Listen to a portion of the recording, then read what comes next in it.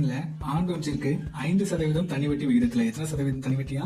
5%. அப்ப ஆர் வந்து 5%. சரி, தனி வட்டி விகிதத்தில் 2 ஆண்டுகள் 6 மாதம். இதுதான் ட்விஸ்ட். 2 ஆண்டுகள் 6 மாதம் கொடுத்திருக்கான். இது ஃபுல்லாவே மாதங்களா மாத்திருங்க. அதாவது ஒரு வருஷத்துக்கு நமக்கு எத்தனை மாசம்? 12 மாசம். அப்ப 2 வருஷம் அப்படின்னு யோசிச்சீங்கன்னா நமக்கு 24 மாசம் வரும். பிளஸ் இந்த 6 மாசத்துக்கு கேட்டீங்கன்னா மொத்தம் நமக்கு 30 மாதம் கவுண்ட்ல வருது. ஓகே, 6400 ஒரு அமௌண்ட் வந்து பெறப்படுது. பெறப்படும் தொகை என்ன? நான் 6400 ஒருத்தர் கொடுக்குறேன். எனக்கு 30 மாசம் கழிச்சு என்ன அமௌண்ட் வரும்னு கண்டுபிடிக்கணும். ஃபர்ஸ்ட் எல்லாத்தையும் எழுதிப்போம். 6400 அமௌண்ட் எத்தனை மாசம்? 30 மாசம் கழிச்சு. வட்டி வந்து 5% டிவைட் பை 100. இதுல மாசத்துல எழுதுறதுனால என்ன போட்டணும்? 12 கீழே போட்டணும். அவ்வளவுதான். 12 மாசம் கீழே போட்டணும். இப்ப எனக்கு பண்ணுங்க, இது அடிச்சலாம். அடிச்சுட்டு இதை அடிக்கும்போது 6 12, இதை அடிச்சுனா 3 6 2 4, இதை அடிக்கும்போது 5030. அப்போ இதுல பெருக்கி நமக்கு 800 வரும்.